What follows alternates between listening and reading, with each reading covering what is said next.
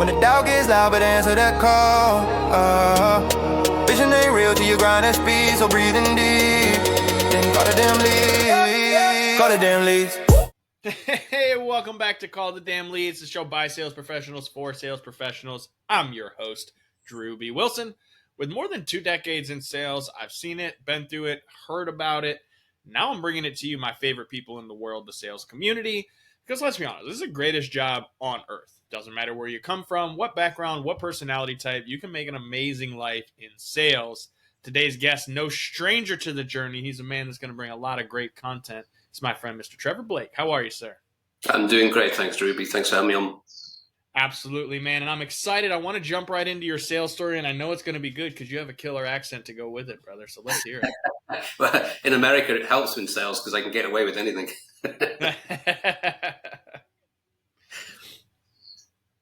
Okay, I'll start. So I'm known now really as a serial entrepreneur because I build companies and sell them. And the reason I'm successful at that is because I started out as a trainee sales rep in the pharmaceutical business. But funnily enough, or ironically enough, I did it because I needed the money because I couldn't afford the mortgage, and it doubled my salary overnight. But I thought I'd get fired because I honestly thought I'd be no good at it. And so I thought I'd do it for as long as I can and get away with it. And I was terrified, but it turns out I was really good at it. I had no idea. I didn't think I could sell rope to a drowning man. And yet I turned out to have a very good sales career. I actually went from trainee sales rep to vice president commercial development in about 7 years, which is pretty amazing, right? You know, fantastic lifestyle. And like you said, it's so much fun I never expected to have. You know, if I think back to my very first day in sales, I was so nervous that I rushed through my first interview. I had my regional manager, my trainer with me, and I rushed through the interview so quickly that I'm sure he couldn't even remember a thing I said. And as I was backing out, I had a brand new shiny briefcase I bought for the new job, and I pushed it through the glass door and it smashed the lower half of his glass door. So, I mean, he remembered me and I was able to get back in, but it was a terrible start. So I always remember to go from that to, you know, now building and selling companies for hundreds of millions, just a blast. And it's only possible because of sales, with the confidence that, you know, learning and working and going through sales, it gives you so much confidence you feel you can do anything. Well, and I appreciate that story because I want to touch on the fact that, like in sales, when you're getting started, sometimes you mess up, right? You happen to go to this interview, you feel like, oh my gosh, did I say the right things? I rushed through my process, and then you bust the window or the door on the way out. Like, started off pretty rough. However, how did you go from that mindset of like, oh my gosh, I completely bombed this thing, to showing up confident and ready to start the next time that you went in? Because I think there's a lot of sales professionals that they have one bad call or one bad deal, and it kind of just snowballs into them not being able to get back on the horse and start. So like, what did you do to just get back in there and take after it? Well, you just keep going. I mean, first of all, my source of motivation was a desperation. I didn't want to lose the house because I couldn't afford the mortgage. So I was willing to do whatever it takes to, you know, to survive as long as I could. So that was an important aspect of it. And then as I sort of calmed down and learned to breathe properly and learned to have that little bit more confidence. And that's because I had a great trainer. He was really good, and, you know, nothing I did surprised him, and he'd seen it all before. So he was able to help me through that. But then I started to realize that why I turned out to be good at sales, or why I was becoming good at sales, was oftentimes I've forgotten what I'm supposed to say. And so I ended up listening more than talking, which is the opposite of what I do now, actually. And I found that to be so powerful. So then when I became a sales manager, the first thing I noticed when now I was training people was that they talk too much and they don't listen. And the skill is in listening and responding to what you hear, not just telling people how fantastic you are and that your product's the best thing since sliced bread. So listening for me was very, very important. And also, I don't know if you found the same thing, Drewbie, but there's a pressure to make lots of calls and lots of sales. And there's a pressure to get so many calls in a day and that sort of thing. And I found that led to a kind of burnout and performance anxiety. And so what I started to do was deliberately take lengthy breaks. I would take 2 hours over lunch. I didn't tell my regional manager because he would have fired me. But he'd expect me to get 5 calls in at that time. But I would take nice long breaks. And then I found that when I came back, I was really fresh. And I found it was better to have maybe 6 to 8 really good calls a day than 20 calls that were no more than, say, conversations. Because I came back fresh, I remembered to close the sale. I remembered to ask for the business. Whereas when you're making so many calls, you forget all that stuff. So that was helpful. I appreciate you sharing that, because it made me think about, like, when I'm working with our clients, and in my books, I talk a lot about the 100-10-2 rule, which is, as a sales guy, you're making 100 outreaches a day. Of those 100 outreaches, you're trying to have 10 good conversations, because out of those 10 good conversations, you're likely to get 2 people that you can move the needle forward on their deal, right? So, like, big picture, a 2% close rate on all of your conversations. But I always remind people, it's not just the quantity, it's the quality. Because if you're having 10 good conversations, they're going to take 20, 30, 45 minutes to run through the whole presentation when you slow it down, when you're not rushing. And what I really appreciate was how you said, when you're taking the time to listen. Because that is something that I agree with you. A lot of sales professionals are doing a shit job of, in that they're rushing through their script. They're trying to just hammer out whatever they got to do so that they can get to the end of the call, and either the person's buying or it's a dud lead.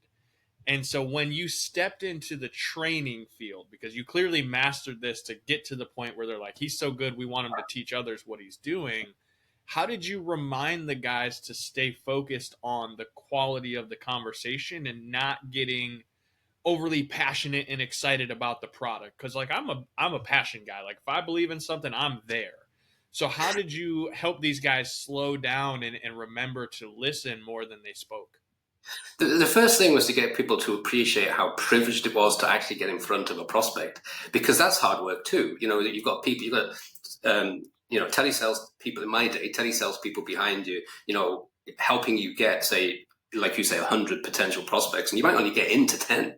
And so this is a priceless opportunity. So thinking it that way, the magic and beauty of that, it tends to slow you down a little bit, but also, because you've managed to get in, your chances of success are really high, because you've been rejected by 90 people so far. So that means they like you, or they want you, or at least they're going to listen, or at least you're going to get into some type of conversation.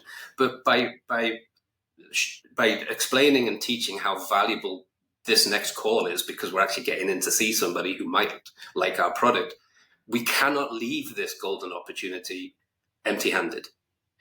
And so you absolutely have to do 2 things. And the first is try a trial close. Like, I call them action closes, whereby you try to get another chance to come back in. Because it's very rare you sell someone on one call or one visit or anything like that. Usually it's a process, usually. Yep.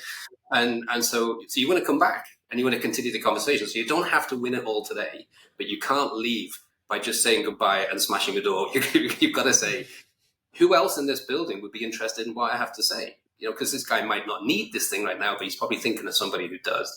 And I find people are much kinder than not kind. And so people are always willing to help. So they say, well, you know what, John down the corridor, he might be someone you want to talk to. Let me see if he's in. And that's how you just keep going. I actually got a job doing that one time, because the guy I was supposed to be interviewed by had to go off on a flight and sent me a message to the hotel saying, sorry, can't see you. And I'd come all the way from the UK to Minnesota. And so I wasn't going to just walk away. So I actually went to the office, pretended I hadn't got the message, and then just asked one person after another, is there anyone who I can talk to and be interested in what I would have been talking to Mike about? And I ended up talking to about 15 people. They ended up having a conversation about me once I'd left. And like 2 weeks later, they offered me a job. And so you never leave without asking something. The other thing is an action close I really like is let's say you're a landscaper, you would say, I'm going to be back, and let's say you're not getting any sort of buying signals. You say, I'm going to be back in the area on Friday. I've do 2 gardens down the corner here. I would love to take you to see them just for 10 minutes. What time will you be available on Friday? And almost everybody's going to say, Friday. Oh, well, what about 10? Hardly anyone says, no, get off my property. People are nice. So those are the things, like valuing the fact that you're actually in front of a potential customer. It's a rare and beautiful thing. So don't waste the opportunity. Yeah, I love that advice. I don't think I've ever heard anyone specifically phrase it around the value of what you're really getting to do when you're having those conversations, right? Because, like, hey, I'd much rather talk to somebody that wants to talk to me and tell me all the stuff than consistently be getting hung up on and told no. So I love the reframe around the perspective of how important it is to know that these people are spending their most valuable asset with you, which is their time. And I will agree with you that people are more kind than they are rude. The issue is that it's so much easier to focus on the rude people than the people that were kind, right? I think there's a quote out there that's like, in a sea of 100 raving fans, you'll still hear the one hater that has something negative to say. And I think what you're talking about is really just that belief. And so I love the reframe. And what I want to know from you, as far as, you start in sales, you become a manager, you're training individuals, and now you've continued to level up that ladder to where you're essentially working with small businesses, taking them on, building them, and then, making a nice exit. What made you decide to go that route specifically? Throughout my corporate career, uh, because it's a successful corporate career, two things happened. One was I learned so much stuff that I could develop my own tools and techniques, or finesse the ones that I'd been given by previous trainers. That was very handy. But the second thing is, the higher up you go, the more meetings you have to sit in, and the more distance you get from your customer. And I'm not a corporate guy, and it did my head in. And I said, okay, I'm not going to go back into sales because I'm VP of commercial development here. And it's a brand new company, and it's, I have a chance to make an impact. But what I'm going to do is I'm going to start my own company, and I'm going to do it all myself, so I can use my tools. So, one of the things I always tell people, and you probably do the same thing again, is, and we haven't done it here, and I'm guilty of being flawed just like everybody else is. Whenever you're with a potential prospect, you have to mention what it is you're there to sell as often as you can, in a cool way, not in a really annoying, irritating way. And so, we're in the business here. I am now in the business of personal development, because I really want to try and fix what I feel is inauthentic out there. And so all these tools and techniques are inside. So trevorgblake.com is my website. That should be mentioned. I should, if I'm a good sales guy, be mentioning this every now and again. And the courses and the things that are available inside Trevor, a lot of freebies, but inside trevorgblake.com, bring all these tools and techniques that I managed to create from the sales environment, and then through the entrepreneurial environment. And they're really powerful. And not surprisingly, they're almost exactly the same.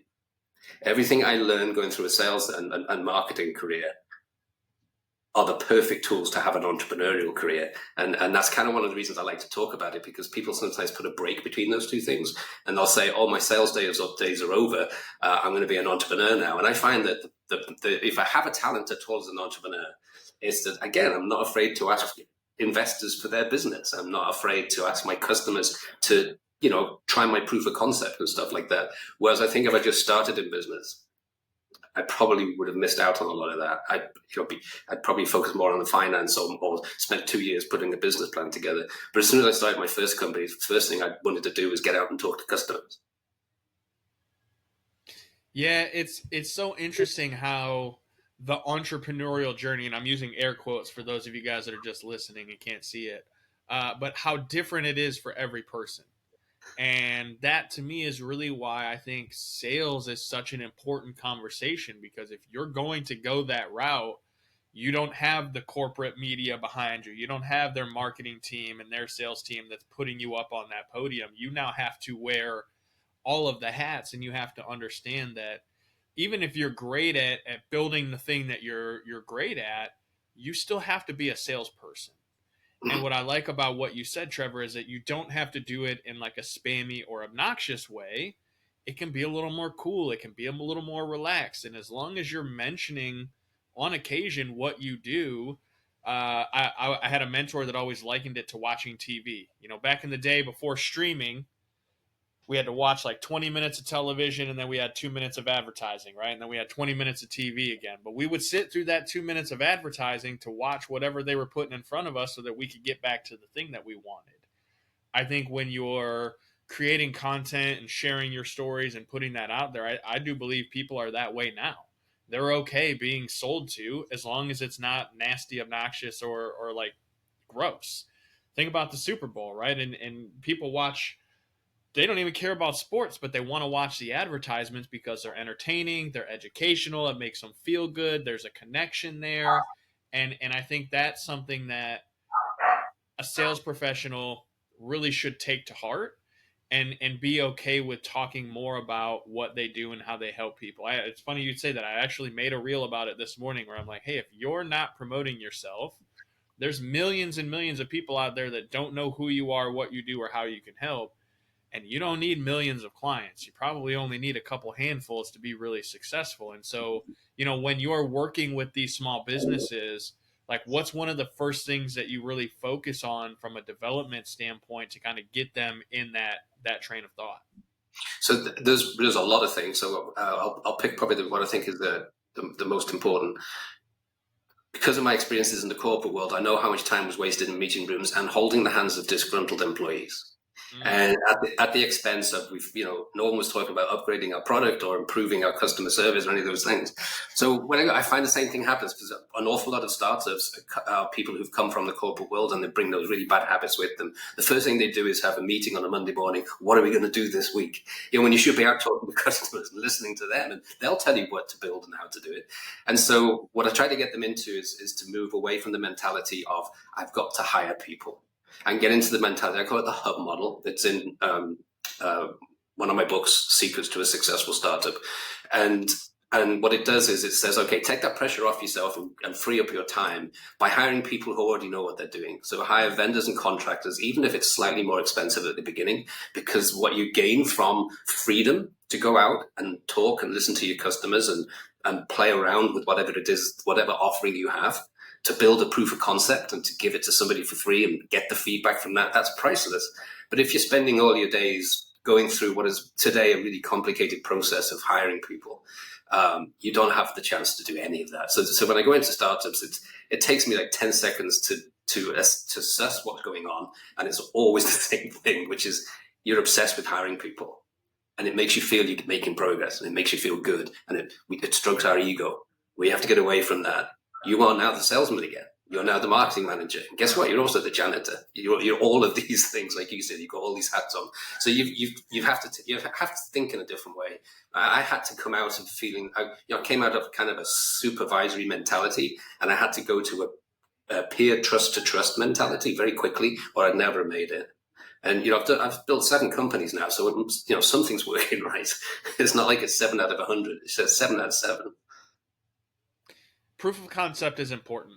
And I think that's where, as you mentioned, so many people who step out of that corporate spot, the bad habits definitely come with them. And what I'd be curious, because you had mentioned, getting stuck in the hiring loop, how much of that comes back to the systems and processes, right? Can you hire someone who brings those systems and processes, or do you have to have those in place before you hire someone so that they can quickly jump into what you're doing? No, so the contract and vendor hack, if you like, is really, I think, a smart hack for several reasons. One is you can pretty much get your own payment terms, so you can go 90 days without paying, which is very important at the beginning because cash flow is king, not cash, but cash flow, as we all know, I'm sure. And then the second thing is, if I hired contract sales organizations and contract marketing organizations, and they had their own human resources system. So they hired all of these people, but I buy a bit of their time. I think my first product was number 3 in the bag for the sales representatives. But because I was so bored to death with number 1 and 2, I pretty much got first detail with every single one of those sales representatives. But all I had to do was teach and coach and direct. I didn't have to supervise, and I didn't have to spend hours in meetings with really annoying human resource directors. I hope I haven't insulted anybody who's listening right now. But I've never had the human resources director say to me, Trevor, I've got an idea to save money. I've only ever had them say, Trevor, we need more people, Yeah, human resources and underwriting, I give them a lot of slack because I know they're there to support us. And also, coming from the other side of the table as a sales professional, they are the bane of our existence. And I can't tell you how many memes that I've put out there about underwriting departments. So God forbid if anyone ever had to come in and start underwriting me, they're definitely going to be like, remember when you posted this meme, and you remember when you said this thing about us over here? Yeah, I don't know if you're going to get this deal. And it's like, ah. But it is interesting to hear that, you can hire out certain parts of the process to free up your time to focus on the bigger vision, building the mission, and really, as you said, communicating with the clients in a way that allows you to understand what do they really want. Because that's something I think a lot of sales professionals, they get into the idea of, our product, our service, it's the greatest thing since sliced bread, and it's the new, $1 million whatever, but they're not actually having the conversation with their clients of like, what do you really want?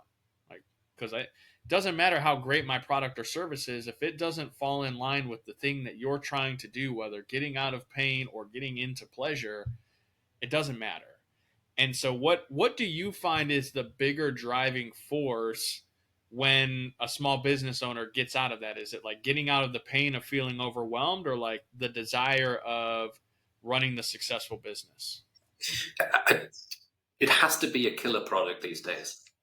We live in a world where get big fast is kind of the concept, and I've had to adapt to that myself.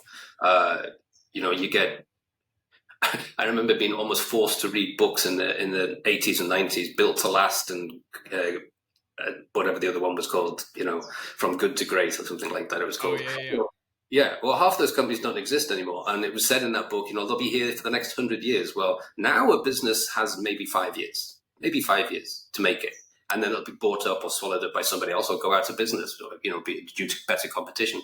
So you do have to get big fast, and have to think in a completely different way, which means get out of your own way, and then when you let your customer. So a killer product is really important, but how do you get the killer product? I see a lot of entrepreneur types sitting at home for 2 years and designing it, and then convincing themselves that they have we all buy our own BS, right? And so we think, well, this is it, not realizing that someone else is building something even better than what you've got, and it's not going to take 2 years. And so you have to get out and let the customer help you finesse, help you upgrade.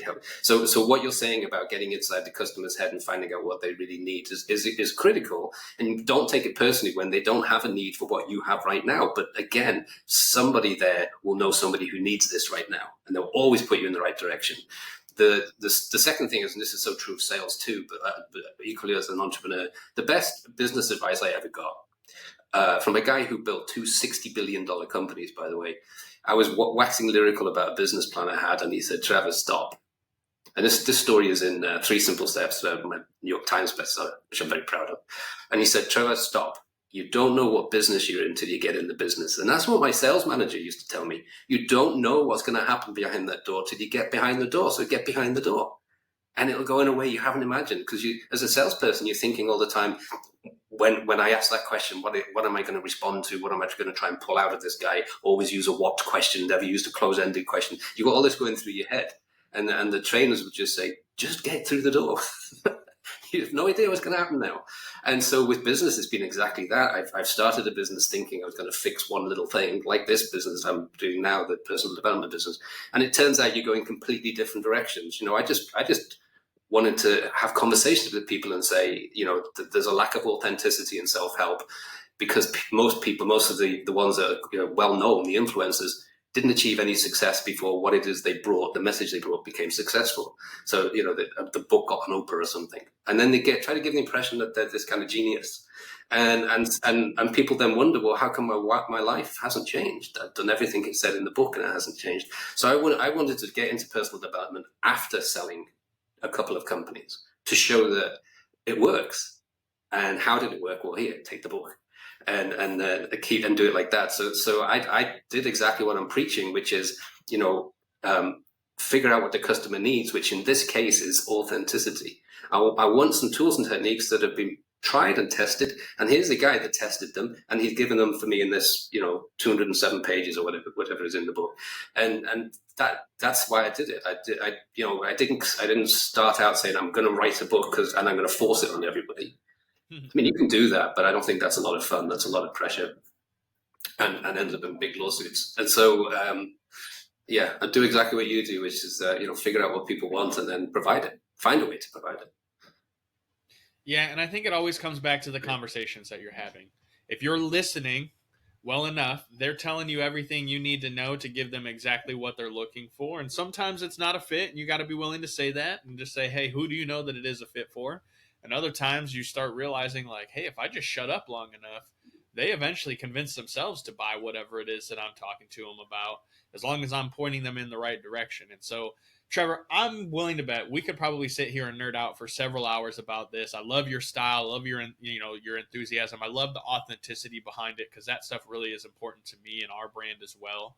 And so I want to be respectful of your time, though, because I know you're busy building big companies, helping people. How do we come find you, follow you, check out more of your content, and find your books and everything? Well, I've made it really simple. It's all in one portal. So it's at trevorgblake.com, www.trevorgblake.com. And I've put a bunch of freebies on there because I'm a sales guy and I'm so confident in my products. So there's a couple of free chapters of a couple of books. There's some free webinars because I know you'll want to go deeper.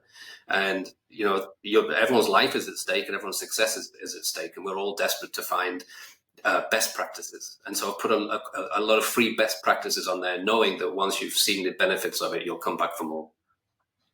I love that. I appreciate guys like you that are willing to share those little nuggets of wisdom. It's what allowed me to step into my world of growth and personal development, and getting to the point where I now have the benefit of doing the same thing, right? Helping people grow, helping people, implement the strategies that have worked for me. And I'm super excited to go check out more of your stuff, because I know, you're at that level where I can always learn something from you. And that's what I want you guys to think about today. If you enjoyed this episode, you got some value out of it, go share it on social media. It's a free thing that someone can listen to.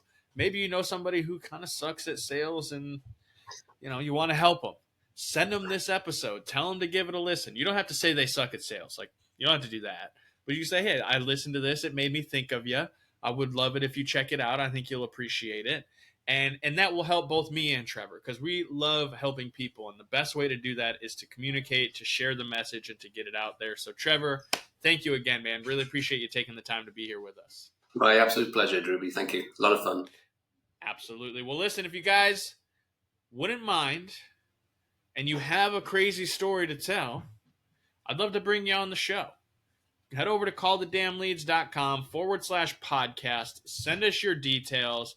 Grab some swag from the store while you're there, a hat, a keychain, a wristband, something to represent that Call the Damn Leads movement, and then go pick up the phone, call the Damn Leads. We'll see you guys next week. Take care. When the doubt gets loud, but answer that call. Vision ain't real till you grind that speed, so breathing deep. Then call the damn leads. Call the damn leads.